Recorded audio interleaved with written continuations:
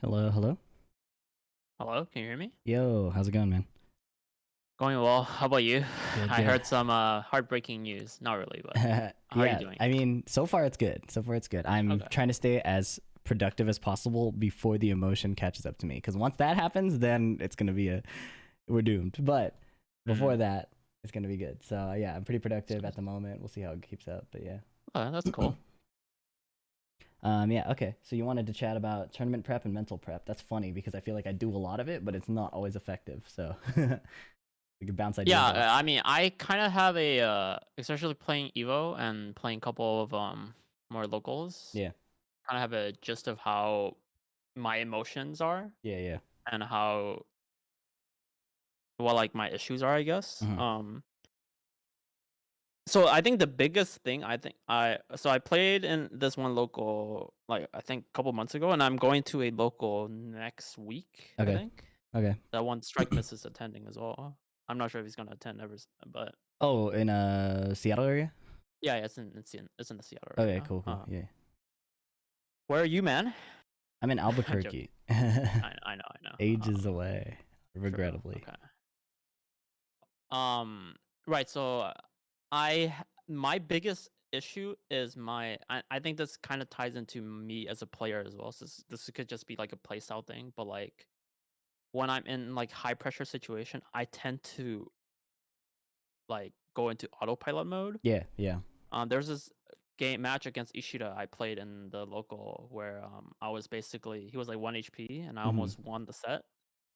And then I did a this is like classic knock this fucking shit. I did a wall running 1+2. He didn't get hit, but he blocked it, right? Yeah, So it was a 50-50, and it was one hit away. And he overrolled me and like but I was down to by how do I put this? I was down to way before that. Like in every single set, every single match I played before in that set, I always like down to oh when I wall running 1+2, right? So yeah, he yeah. probably figured that out and overrolled me.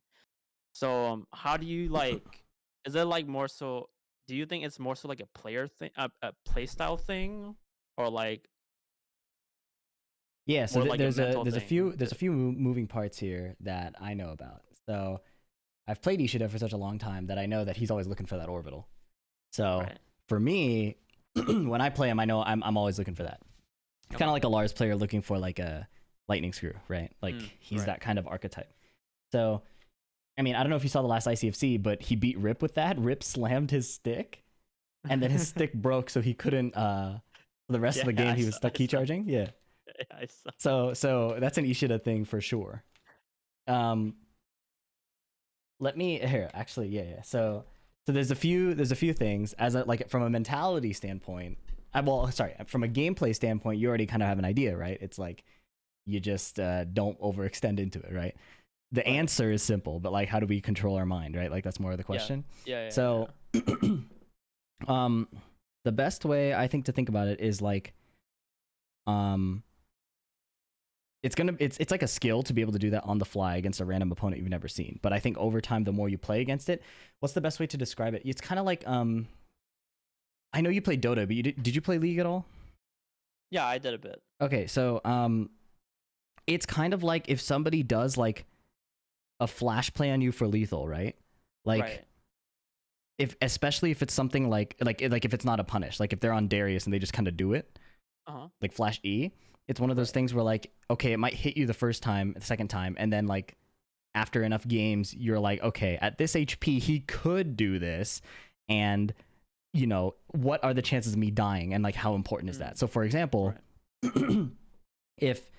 if you know like oh I'm about to hit my level up, it's actually okay if he tries that because I'll win, then you just kind of Mhm. chill. Right. Whereas if you need to catch this wave and he's about to do it, you might just give it extra respect, right? So how does that Right. translate to Tekken? So in my approach to Tekken, it's more like okay, does he need this orbital to come back? Like, is this very likely to be his last attempt to get back because I'm beating him in neutral over and over? If that's the case, maybe I'll chill and like trust my throw breaks because Ishida will like he wants you to get overactive so that the orbital will hit, right? Right. To get you active, he uses like 1, 2, 3 to down 3, 4 or like throws. Mhm. So in my mind, it's like, okay, I'm gonna trust that I can outplay if I am less active. instead of thinking I have to kill him right away, right, and then run into the orbital. Yeah, yeah, yeah. That's one like mental situation you can think of as like, okay, like give yourself like yes, it's a high intensity situation, like it's kind of crazy, but like I can outplay him. I've done it before. Let me trust that I'll outplay him. Just chill, like pretend like, you know, there's no need to kill him. Right. That's one approach. Okay. Another approach is if you know the orbital's online and you're like not too afraid of like being counter hit or anything like that, you could just default completely to your mids and like it should never be a problem. Right. Right. So those are a couple things. It's like, you know that to kill you, he's gonna beat a low or like beat a weird, like make something whiff in a weird way with the orbital, right? So it's just pick moves that will never whiff. A good analogous situation is kind of like Geese Parry. It's like anytime you're doing a mid and he's minus, he can do it. Right. And you're dancing on the knife's edge of like, do I do enough mids to make him want to do it? Or do I, you know, respect it? Like I want to respect it so I don't die, but I don't want to respect it so much that he is no longer afraid or it's no longer on the table, right? Okay. So it's a very like the interpersonal feel, like can you make the read on the dude? Like what has the dude shown you so far that would convince you he wants to do that? Right. So part of that is like when the first orbital hits, it's whatever, you know. But going into Ishido, we know he's going to do it, so we can use that as extra data. We don't have to go in and pretend we never played him before. Right. So yeah, I think in a lot of these situations, Geese Parry or like mid-high strings with mid-mid mix-ups, it's like you don't want them to be super comfortable either way, right? So if you're always going in low, he can always do the orbital and be okay. That's like one end of the spectrum. Right. On the other end of the spectrum is this: if you never play into orbital, then all of a sudden he gets free pressure, right? Like he's able to just exist and have advantage because you're not going to go low on him, right? Right.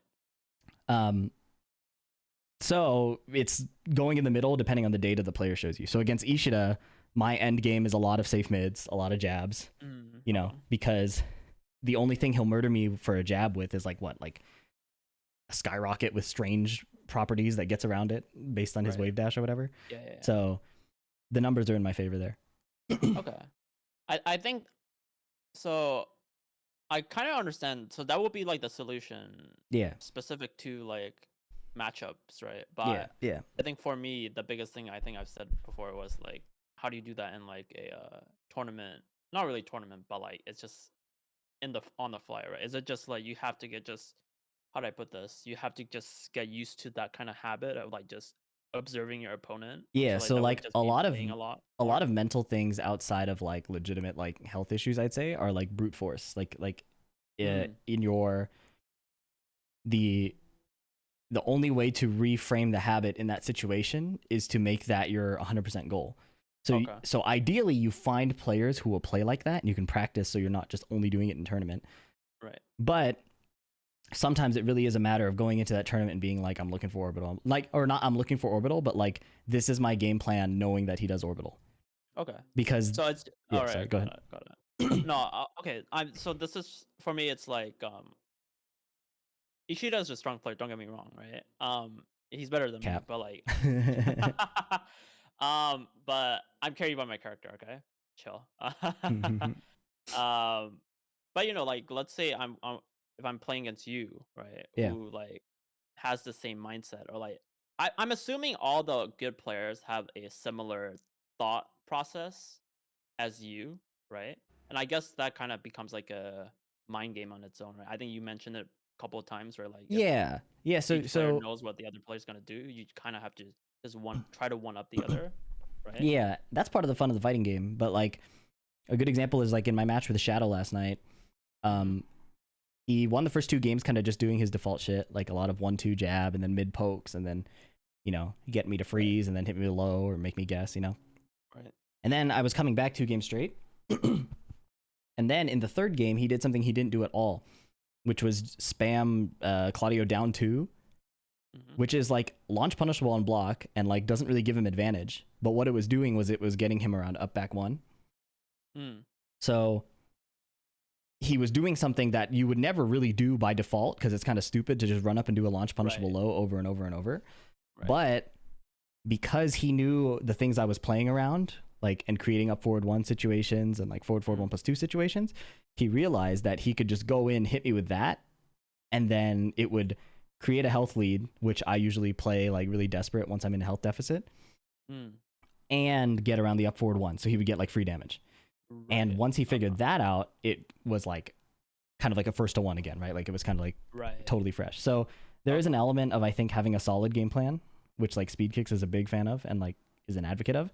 But also like people like Shadow and Anakin will talk about doing things that like don't necessarily make sense, but are like different enough to stimulate a different response from your opponent. Got it. Okay. So yes, like you were saying, a lot of people are probably thinking like this, and then like it becomes a mind game thing. But also,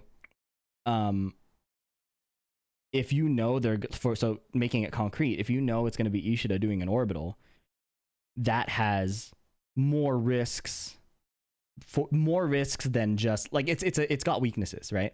And you can play around that weakness without necessarily giving up colossal advantage. So for example, if your answer to it is to backdash, then you have not lost anything, and he has a chance to whiff.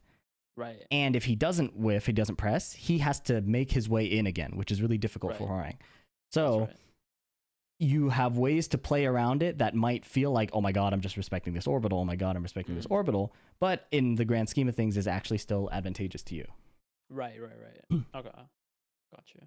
But in the heat of the moment, it's going to be a lot of like, you know, breathe, chill out, make sure you're trusting your senses, and keep an eye on this thing that we know is coming, right?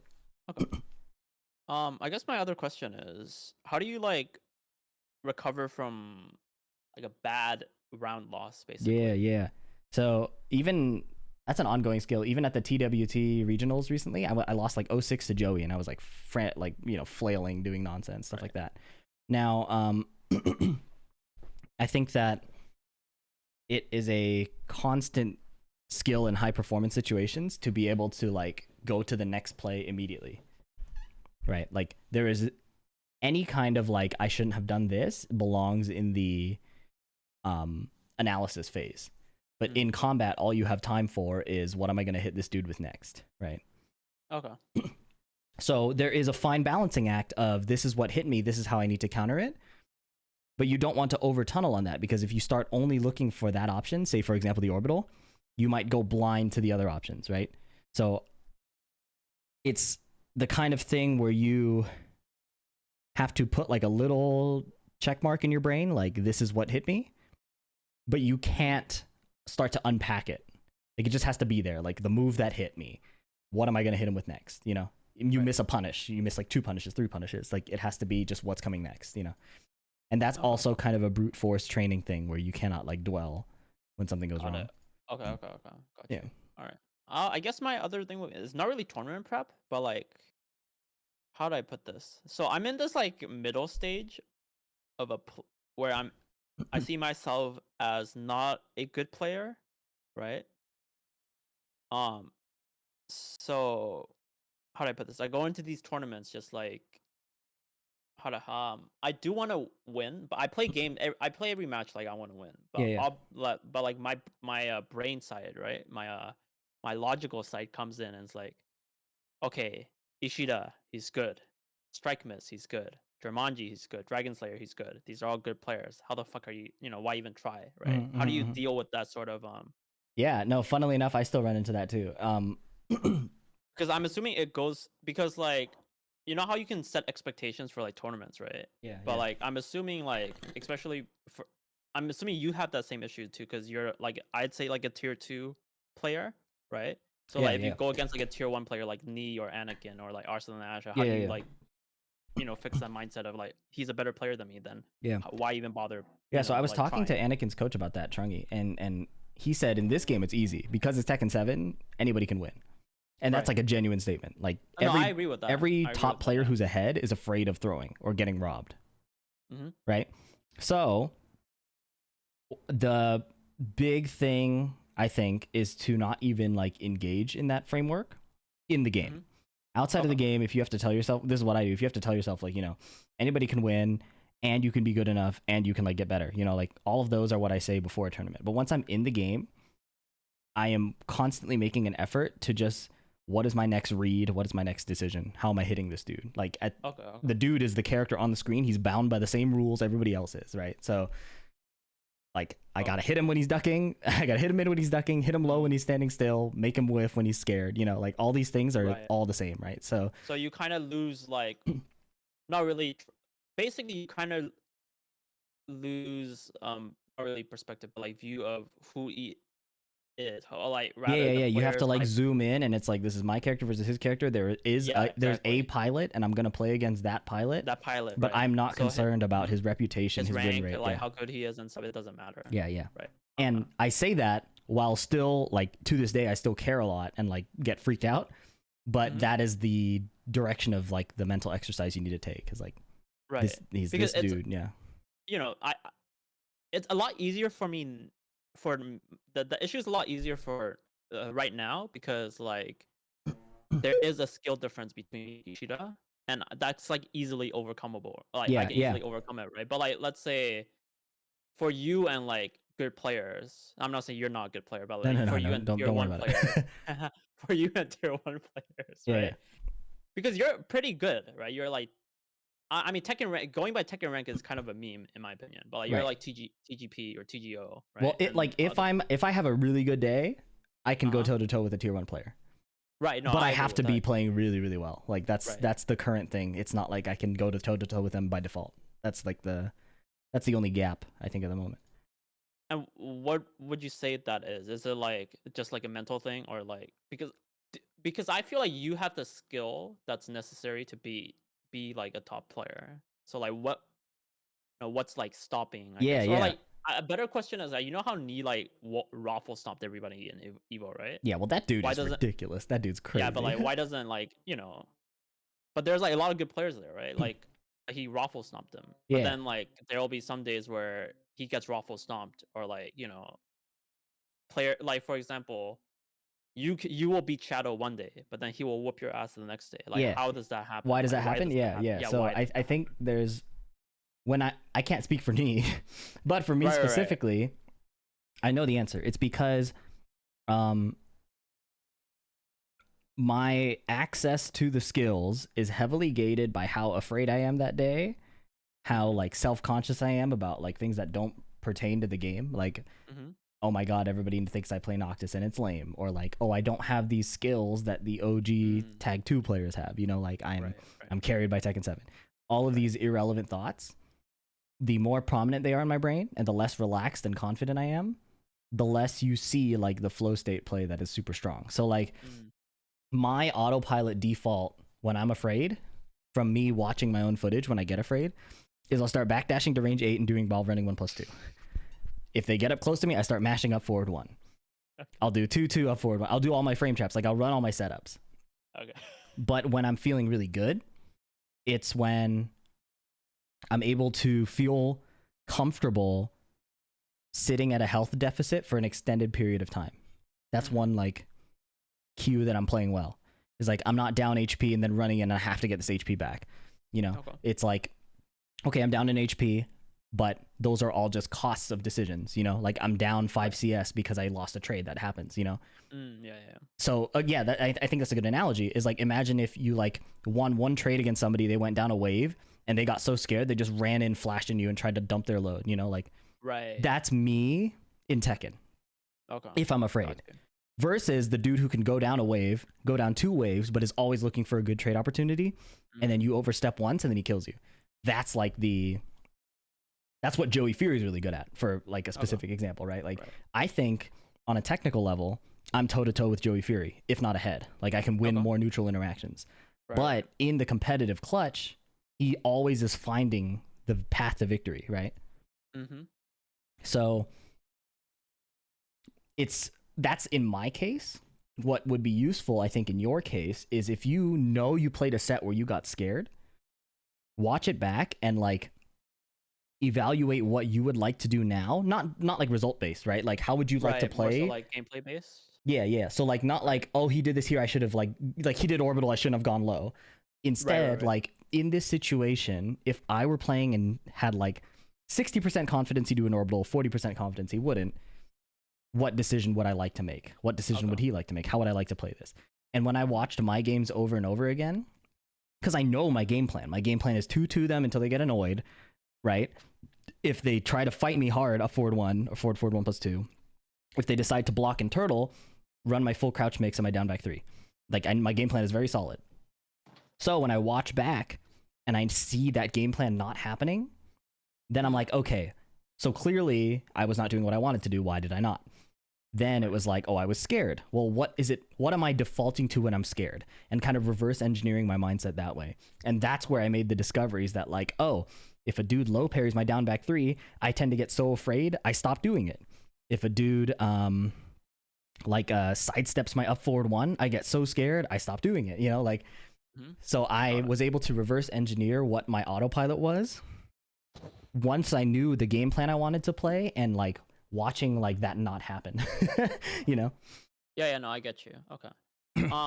So I guess the next thing would be because obviously in like a tournament setting, you need to have a game plan, right? You can't just like try to react, right? Yeah. Well, yeah. And I want to go by like this is more so just like a curiosity question, right? Because you talk to a lot of like the good players more than I have. Mm-hmm. And discuss with them, especially discuss with them about these topics. Like you talked about how speed kicks goes by like having a really really strong game plan. Yes. Like what do you mean by that? Does he just like go by like stick to one plan? Like I'm assuming he adapts, right? Because I feel like all good players should adapt to like Yes. play So style. But that like, is I think the language gap between somebody who's done it for a long time. It is really good. right. That like what information are they kind of taking for granted versus what are they like focusing on, right? Like what are they able to focus on while doing the other things autonomously is my take on speed. So Okay. what he'll say, I'll share this real quick. So is it just like a language gap then?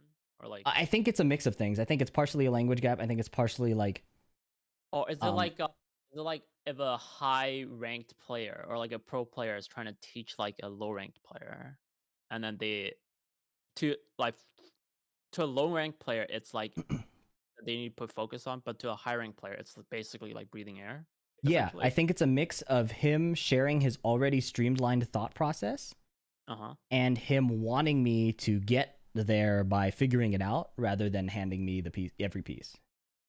That's my Okay. read on what his advice is. So I went for a VOD review and this is what he told me. He said, where did it go? Oh, leaking strats. Okay. I might have deleted it because it wasn't helping me. Well, this is what he said. He said, have a game plan, stick to it like your life depends on it.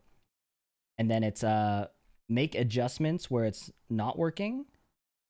And then here it is. Relax, breathe, trust your fans. Have a game plan, stick to it like your life depends on it, right? So like don't throw it out the window because a few reads go wrong. Right. Adjust based on the info you get, aka where it's not working, and then make reads based on the info you get, where you could get more reward later.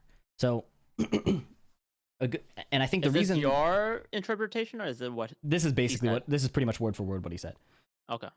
I put the trust your senses, but he's told me that before too. So okay.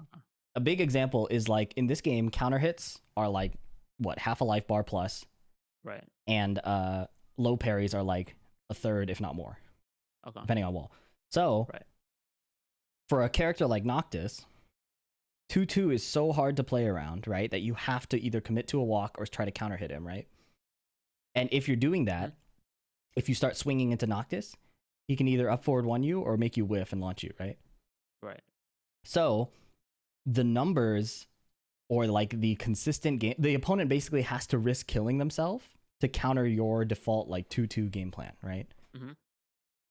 That is what makes it so strong. And that's why he says stick to it like your life depends on it, because it's such a high coverage, low risk way of playing that your opponent basically has to roll an 80-20 dice over and over and over again just to get through you. And he's saying, instead of changing your dice, if you mess up once or twice, make the slight adjustments you need and then roll that dice again, right? So for example, if I'm running 2-2 in neutral and Shadow decides to sidewalk left to beat it, Right. that doesn't mean I should never 2-2 again. It means you make a slight tweak, like don't do it on the same timing, like, or like maybe run up, realign, or make a read with forward 1+2, right? Like you got options, but it does not mean I should suddenly like run in and do like demo man or do rolls and shit, you know, because like my 2-2 isn't working. Right. And when I'm afraid, my game plan goes out the window. So this advice was specifically for me. But I think he would tell most people have like a solid game plan and don't just abandon it for no reason, right? Okay. Instead, tweak it where the data suggests that you should tweak it. Okay. Yeah. So, but this is where I think you're more relevant to you is like, I've started to notice triggers in my brain that make me play scared. And again, I noticed this by watching my gameplay, seeing when I stuck to my plan and when it vanished. And I noticed that when they block my down back 3 a low parry it, I start doing backdash, like whatever. If they sidestep right or duck my up forward 1, I start running away also. Whereas there are counters. The reason why my down back 3 is getting constantly blocked, and I learned this by talking to people and kind of like more talking to people than analysis. But if I'm playing range 5 the whole time, all my mids will hit, right? But I don't really have a low that will hit except down 2, which is kind of slow. Yes. So I've run into that issue a lot. If I run up to range 0, I wonder what move is coming, which is suddenly available that was not available before. Down back 3 or demo man, right? Yeah. So my solution to that is if I play closer always and then start showing mids as well, then now it's ambiguous again. It becomes a real mix. Would this be more so like an adaptation or just like, would that be a part of your game plan? I think by default, I need to play closer in general to represent all the threats. Okay. When I play like range 8, there's not a lot of scary moves Noctis has if you're willing to block. Yes. So this is like me specific, but if you learn the game not on Noctis, you automatically play closer. So this might be like a Noctis player thing in general. Me too. Sidestep right. So if they counter my up forward 1 this way, both of the counters to up forward 1 lose to 2-2. So now I'm reminding myself, hey, if they're hard reading your up forward 1 because they played you a lot, you have a counter option. You don't have to change what you're doing completely. Right. Does up forward 1 hit left? Yeah. Okay. This is just me getting scared in general, so I have to tell myself that. You'll see me if I get a colossal lead, like an up forward 1 into an up forward 1, and they're at 1 HP, I'll start running in and just doing crazy shit, like I gotta kill him. This is my reminder to myself, like, yo, just chill. Same thing if I start losing HP. Would you generally say that's a good tip if you're a huge lead? I think it depends on the player.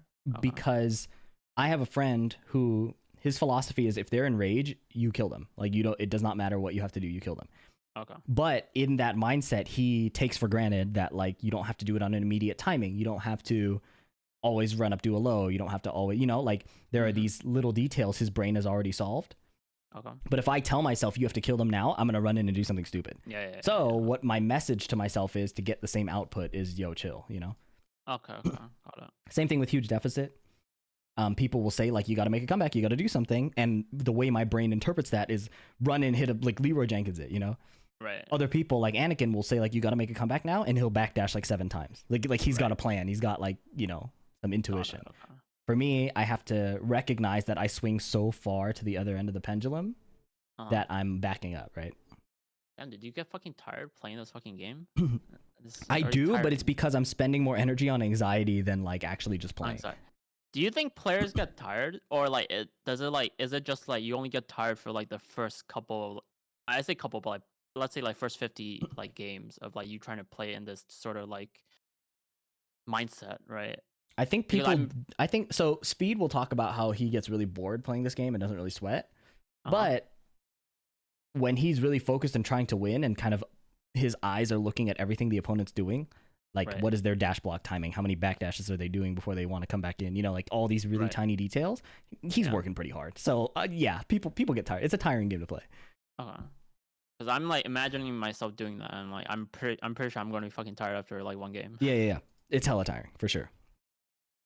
And then the other thing I'll say is because I'm kind of a passive player, I have to remind myself, like, if you know the mix is coming, just hit them, Okay. Like if a Kazuya is running up and you know the timing of the hell sweep, don't guess mid or low, counter hit him because like that is the data you need to hit him. Okay. So one other philosophy I have for myself is not only are you just not fighting the opponent, not their character, but you're making I don't even know where I put it, but like you're making movement reads and defensive reads not just to survive, but to kill them.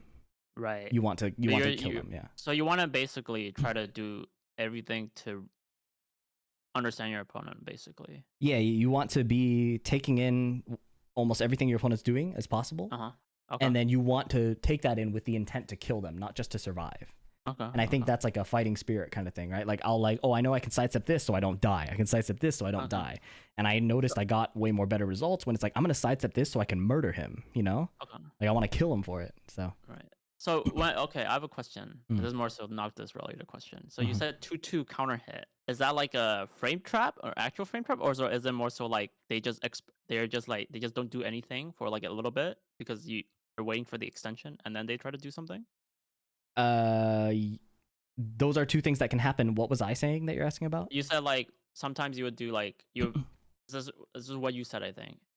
Sometimes you would do all the frame traps is what you said when you're nervous. Yeah. So like 2/2 up forward 1, anticipating that they'll hesitate and then do something. Yeah.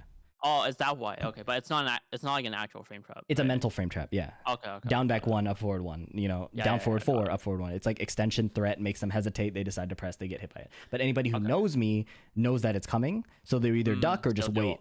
I see. Okay. And 2/2 counters both of those. So if I do 2/2 into 2/2 and they were ducking or sidestepping the up forward 1, they'll get hit. Okay. Yeah. So it's yeah. Fuck man. Oh, okay. Yeah, I got you.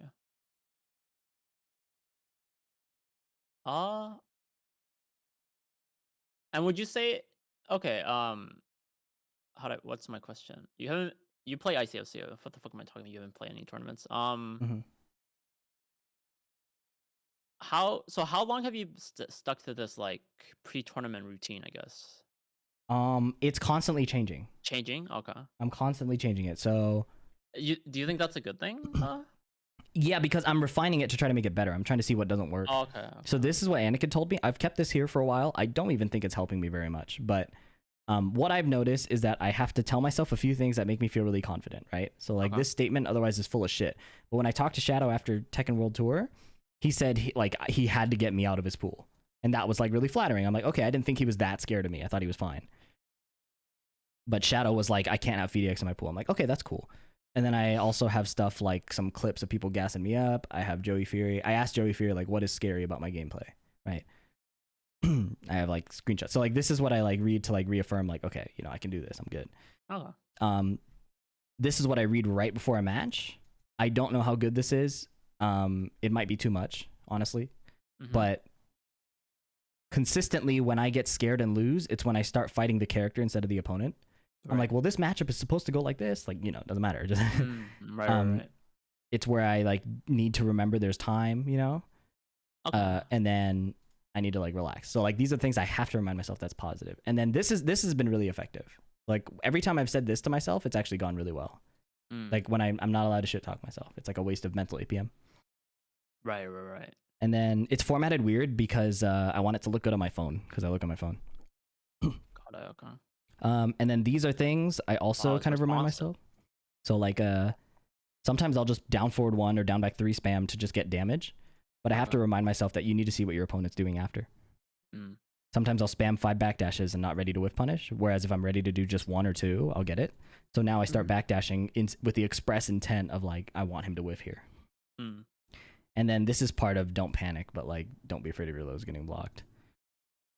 I just added this. It's kind of working, I think. I don't know. So I have a question then. How do I put this? So I kind of know what the answer to this is, but I just kind of just want like a I do what that a good player's like thought process is. Okay, what a good player's thought process is. So how is it that like because I've heard like quotes from like Jimmy J Tran and like other players, right, where like you don't really need to know about the opponent's play style. If you know all the frames and all the data and all the counters to it, you should be able to beat it regardless of the player, right? I feel like there is some truth to it, but like I feel like that statement is like pretty bullshit. Maybe back then, maybe before Tekken 7, probably that's true. But like, especially nowadays, where like I see players like Knee losing to like Alisas, who I'm pretty sure he's beaten like a lot of good Alisa players. Does Yeah, Janelle play yeah, Alisa too? Right? yeah. How does I have a few thoughts about how that. does that happen? Right? So I think the playstyle thing is an interesting question because I am really bad at analyzing playstyles and I win Mm-hmm. a decent amount. That kind of speaks to how if you pilot your character well, you can force the opponent into like a one-dimensional thing. Right? Mm. Like kind of what Speed was saying, like if your game plan is solid, they have to risk killing themselves to get around it, and that's how you win. Got it. Okay. Right? So to one extent, I agree with the idea that you don't need to analyze playstyles, like according to Jimmy, because if your offense and defense are kind of watertight, Mm-hmm. then your opponent is looking for ways to. They're still playing in the context of your moveset, right? Okay. Like I know how they like. Okay, let's say I default to up forward one. They might beat that with this option, so I switch to 2-2. Either way, I'm in control. I know the situation. Right. Right. If so on the flip side, if you play a defensive style like Knee, it's pretty important to be able to analyze what your opponent's doing, Mm-hmm. right? Like you want to know that, hey, their tendency is to attack like this. That gives me a window. They tend to hesitate in their offense at this time, which gives me this window. Once I start stacking pressure, they tend to want to come back, right?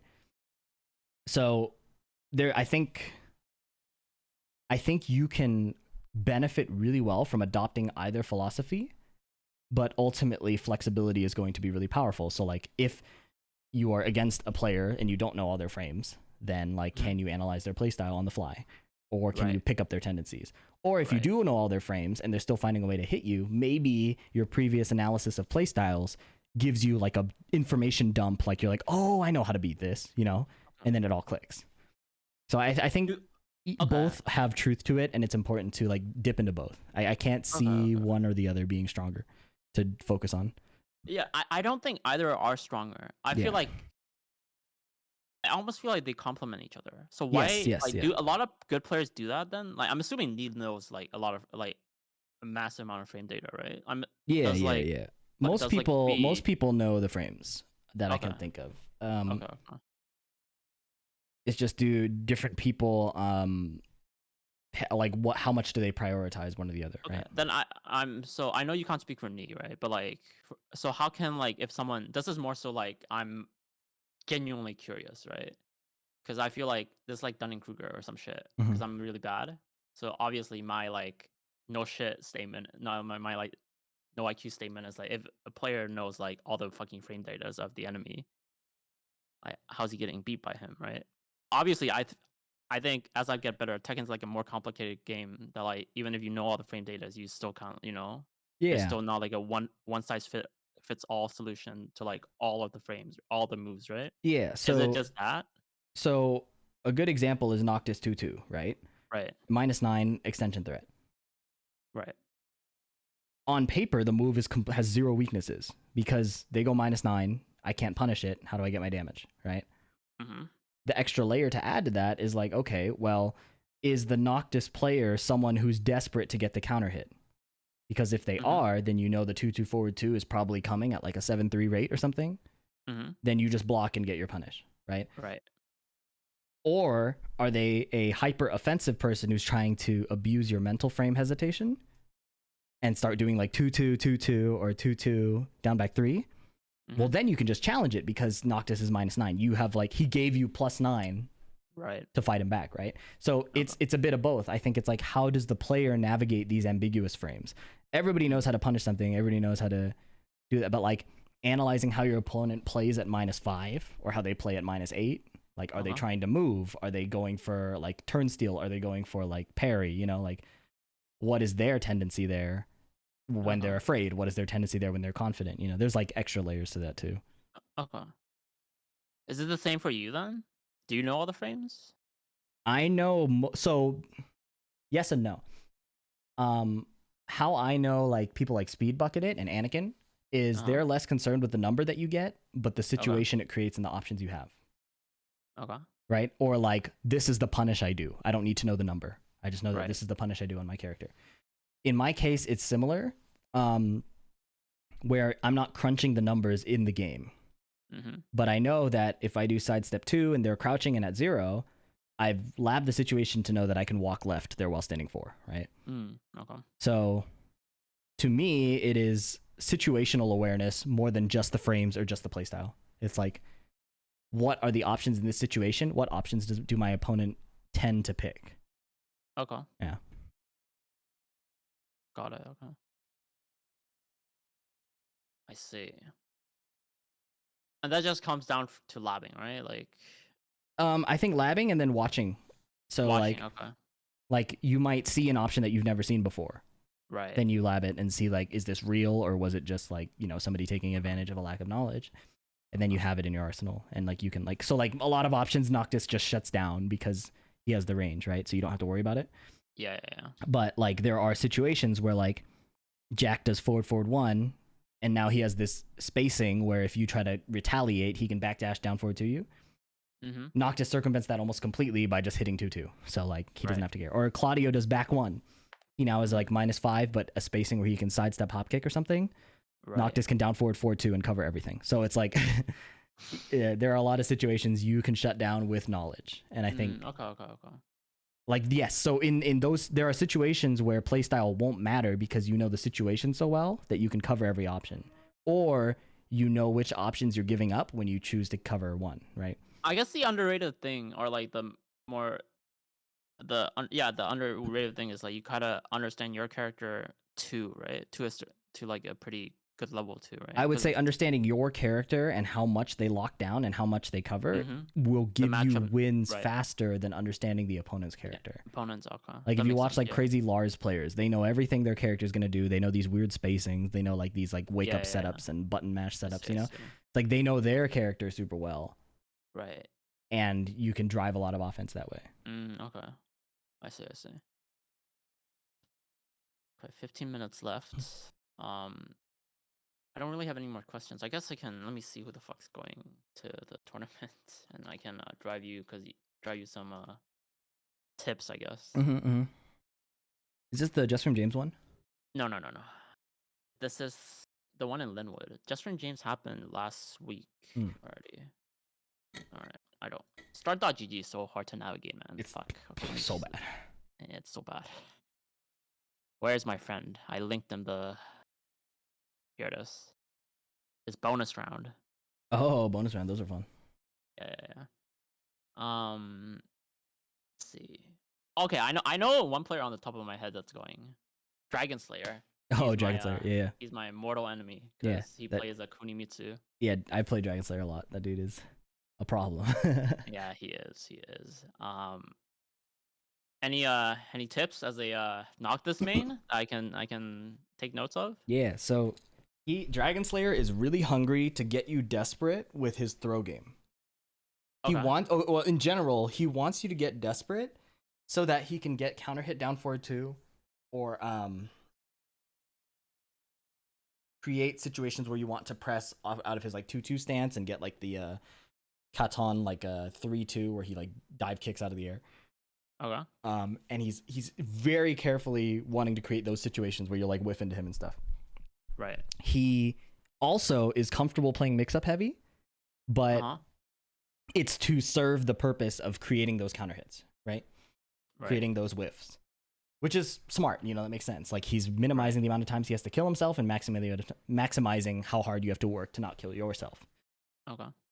The best way I've played against Dragon Slayer is heavily in that don't panic realm, right? Like he's going to get a few pokes. If you try to just like run back at him and get that damage back, it's what he wants. Okay. So you have to win the neutral solidly.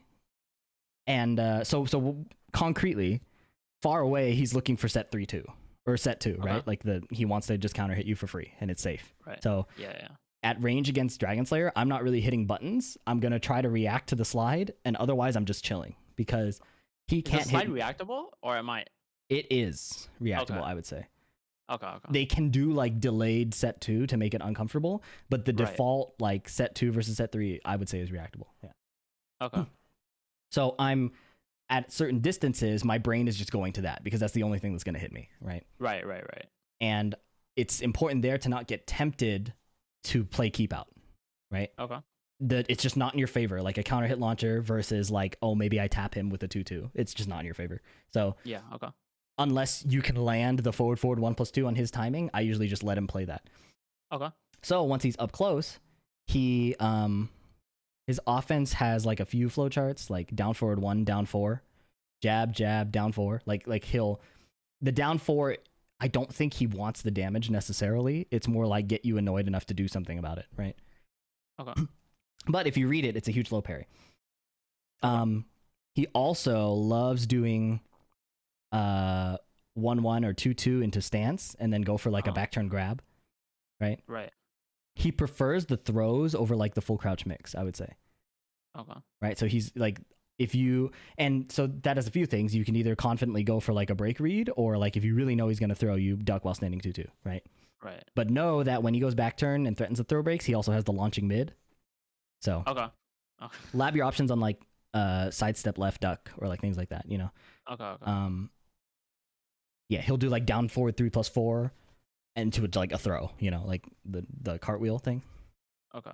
So he's always looking. He's alternating really quickly between like stance into throw versus like quick pokes, all in the service of creating that counter hit or that whiff punish off down forward 2. So you basically have to stay really calm when you're losing a lot of poke damage and like kind of trust that you'll make it back eventually with down 2, 2/2, down back 3. Right. And then when he needs the comeback, he'll probably speed it up even more. But when he speeds up and slows down, you can't like, in my opinion, you can't like run at him and start trying to overwhelm because I don't think Noctis has that advantage over Kuni. That's right. But staying in the close range, I think Noctis actually outperforms Kuni. So Okay. yeah, it's like a sensing his intent. Like, is he trying to mix me because he thinks I'm hesitating, or is he sensing that I'm gonna come at him now, and then just not giving him what he wants? Okay. So does he? I'm not sure if you already said this. Does he like to play far, or does he like to put himself into situations where he's playing that like pretty big gaps of space, like the 2 or He'll 3 do range? it if he thinks he can hit you with set 2, Okay. But or he if he doesn't, wants you to come into him. But he's not like, I don't think he leans towards either way. He's pretty flexible at like right. ranges. Yeah. Obviously. Okay. Have you played Sleep before? No. Sleep is an Ana player and Lucky Chloe player. God. His Ana is really particularly weird because he wants to stop combos early so that you wake up into a 50-50. I see. But he's also not afraid to stomp you 50 times in a row if you just stay down. So he wins really hard if you don't understand where he stands canceling and where you can hit him. Okay. So one of his favorite things is he'll do Ana's down 4-1, but he'll almost always cancel it into stance. And then when he cancels into stance, where she has like her leg up, Chaos Judgment, he'll do a lot of the down 3-3. So like evade your high jab retaliation, right? So some of the strongest things you can do against Sleep is reading the down 4 placement, right? In either low parrying right away or assuming he's going to cancel it and just do while standing 2-2. Okay. Because if he does down 4-1 and it just hits you, you're like, whatever. It doesn't like kill you. All right. His whiff punishment's pretty solid. His counter hit stuff is pretty solid. So it's like when you like if you look up my sets with him from like a previous bonus round, you'll watch I default to backdash freezing, and then he just has his way with like random mixes all the time over. And like the one time I press back, he power crushes or something. So you have to like it's like your defense has to be kind of mashy, and it'll feel a little weird. But you also have to call out the lows. Okay. Don't worry, I'll watch your replays. Your replays are fucking helpful, dude. Okay. Yeah. I know. Yeah, Sleep is really weird because he is like also high speed and like high risk, but it feels like if you try to play just solid defense, you're just getting mixed. So, or like, sorry, not just solid defense, like strictly movement based defense. You have to like find his timing in there too. And up forward 1 is going to miss a lot because he's doing down 4. So it's finding his timing for the low parry or for forward 1+2. Or just calling out that he's going to cancel stance and just hit him. I see. Okay. All right. I guess lastly, it's your boy. Strike missed? Yes. Okay. Strike Miss is fun. I have a lot of sets with him, but I don't know where they are like VOD wise. I do know that I played against him in the local. yeah. Ironically, or funnily enough, I lost to Ishida, and then I got knocked out by Strike Miss. So Strike Mist has 2 modes, kind of. Okay. He's either playing really scared and doesn't believe in his Hell Sweep, or doesn't believe in like hop kick. So he just does like safe counter hit mids, or like goes into stance if you can't like defend his stance. Okay. Do you know how to beat back 1-4 from Leo? Is that the stance? It's where, the like... elbow and then goes into the knee, and she lifts her hand up and she's in stance. Yeah. So I don't know. The first hit hits your block. You just tap sidestep left, and the second hit misses. Whiffs? Yeah. I see. Okay. And So, does that beat all the options? Yeah, the It second hit should, just right? whiffs, so you just launch him before he can go into an attack. So when Strike Miss sees you do that, he'll probably just do the first hit, so don't like rip the down forward 2 until you confirm it whiffs. But that's the first thing to beat down, because if you don't shut that down, he'll abuse it. He'll be like, oh sweet, I can do this. Yeah, no, I remember our games got to the final round. Final round. Is it final round or final set? I don't know these terms. It's Final like game, like 1-1. Final game. Yeah, I guess it's like best of 3, but it's the final one. Okay. And I kept mashing. Yeah. And were you hitting like his Magic 4, or like what were you hitting?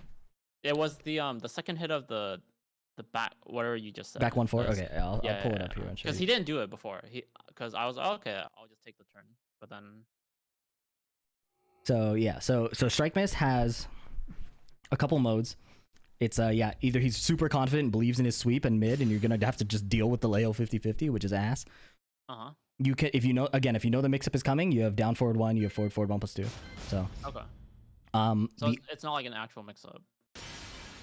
No, Leo has nasty 50-50s that you just have to deal with. But if you're if you know the timing that he's coming in, like he's just gonna run in and mix you, then you have that option. Down forward 1 before he does it. Okay. Yeah, like counter hit him with down forward 1. Right. Leo also the Hell Sweep can be backdashed by Noctis pretty reliably, so you have to like make him feel like he has to constantly come in. Okay. Would you recommend playing aggressive against Leo? No, right? Because he has Magic 4 and stuff. You can play to control Leo, but yeah, the Magic 4 is a little scary. So a lot of default movement against Leo is sidestep right, duck. And until the latest patch, it was really good, except now Leo's down forward 2 launches crouchers and is tracking. I see. So if you do this, you'll get hit. Okay. So you're playing. So if you choose to play aggressive, you're playing around this and this. Okay. If you choose to play passive, you're playing around random Hell Sweep, accidentally jabbing into what's this move? This move, down 2. Right. So like Leo, if you're being passive, will probably do a bunch of this, which is +4, and you're crouching, right? So like you don't really have much to do, but you can read it and walk left. Okay. Yeah, it's pretty steppable. So you're looking for those. Leo can obviously counter that with this, so it's more like you're choosing what you're playing against. Against Strike Miss specifically, I want him to think that I want him to either be convinced that this Magic 4 is going to hit, so that I can do that. So like I'll like go in hard, whatever, and then I'll read the timing and then try and beat that. Okay. You can either do it with a raw duck and then that, or sidestep right block. Sidestep right block is nicer because you can not get hit by down forward 2 if you fuzzy really well. I see. But as you can see, it's kind of tight. Okay. So yeah, I want him to think this is gonna work, and then I get a free damage. Or I want him to think that this is gonna work, right? And then I kind of step it. Jesus. So,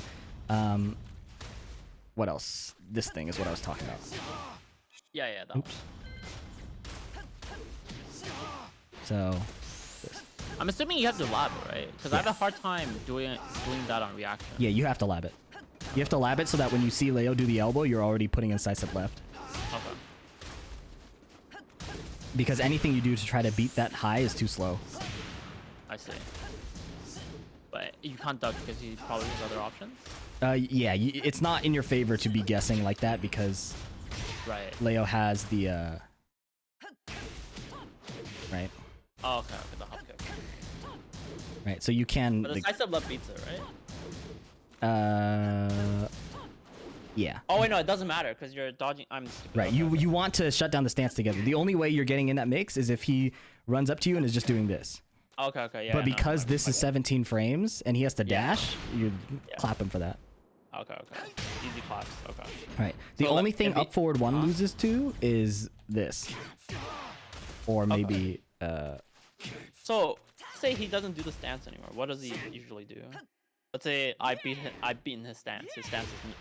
Yeah. So if he's no longer doing this, he might just do some of this, which isn't scary.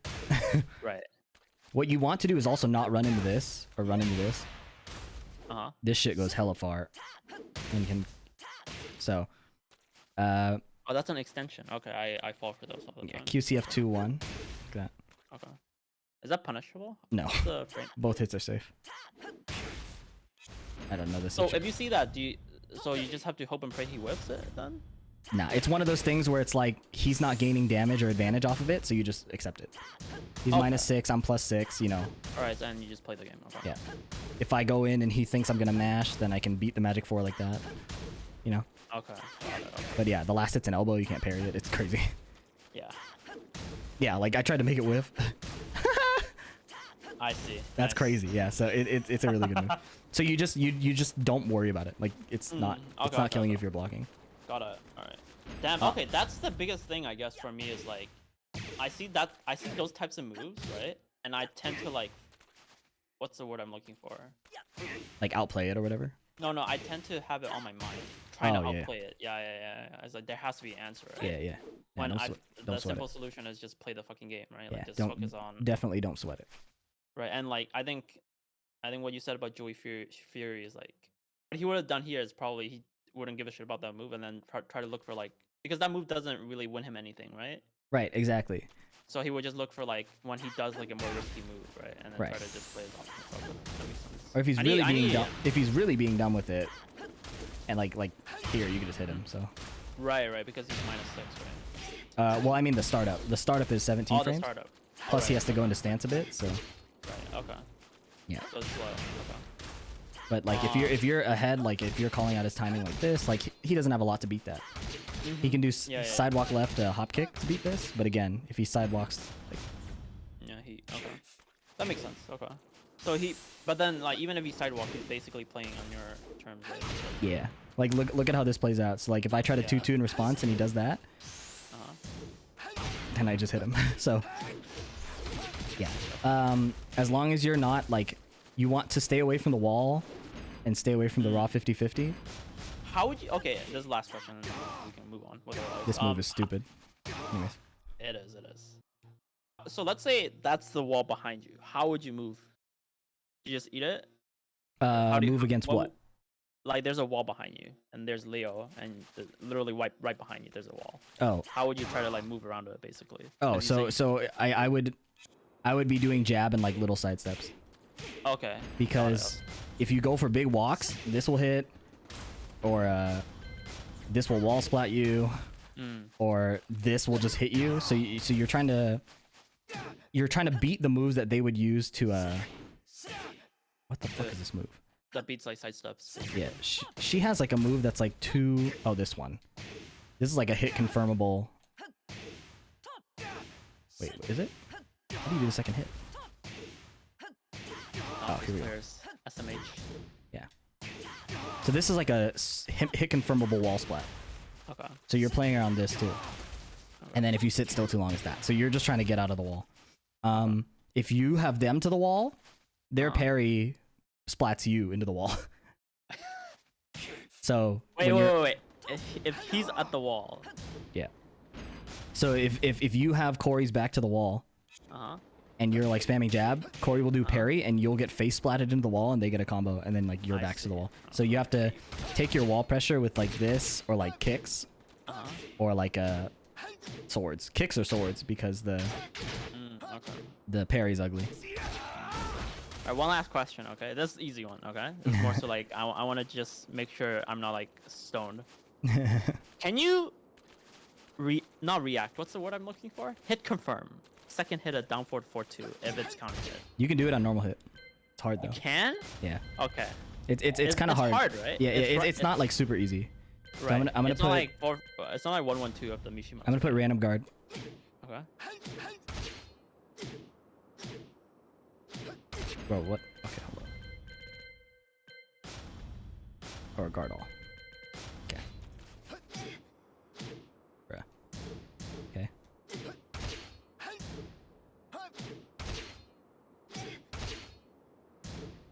Yeah. So it's pretty hard, but it's doable. Right. But okay, I just wanted to double check that because a friend, my roommate, who's a Tekken player, is like, that's not reactive. That's not hit confirm. It is. It's a really hard hit confirm, but it is. This is not hit confirmable. Oh yeah, no. It's a situation confirm though, because you have a long time to put out the 2. So if you like see them mash, you can like soft confirm it. Yeah, I tend to hit them a lot too. Yeah. I know it's not hit confirm. Okay.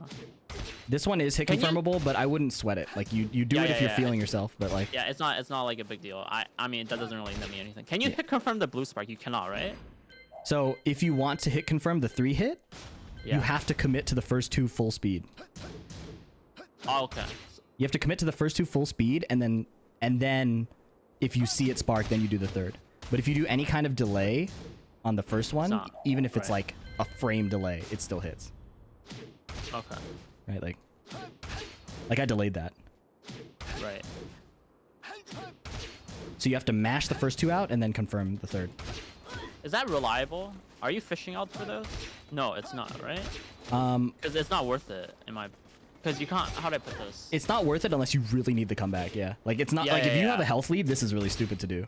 Yeah, that's what I thought because you have to do the first 2 hits basically one after the other, right? But then a good player would just duck it. It's also a knowledge check too. Like, you know, some players are really good at beating the delay option and like launching that. Right. So when you do it instantly, they're like, "Oh wait, what? I was too slow." I see. Okay. So it's but your best bet is like do a single one and see how they react. If they're flash ducking, then you get like this for free. I see. Because they'll either like stand back up or stand up low parry and this hits. I see. The danger is if you are like me and get like way too comfortable doing it, you're like -7, right? Right. So anything you do after will just die to like anything they do. Alright, that is it. Okay, that's all I have. Yeah, so yeah, and when you go to the tournament, feel free to like DM me if you have like questions about scouting and stuff. So. True. I mean, I'm gonna eat shit, but you know, I think for me it's just mindset or like trying to get into like how do I put this? Into the mindset of like a good player, right? Yeah. I think the biggest thing I took away from this is like not letting the irrelevant moves bother me too much because that's the biggest thing, especially if I'm playing as like spamming like string characters like Horan or like Leo, right? Yeah. There's like these moves where I just have to, you know, take it. And, you like, don't have to beat every option to beat the player. Yes. Right? Like you don't like if Leo does a million of these and a million of these, like none of that is doing damage to you. It's not a problem.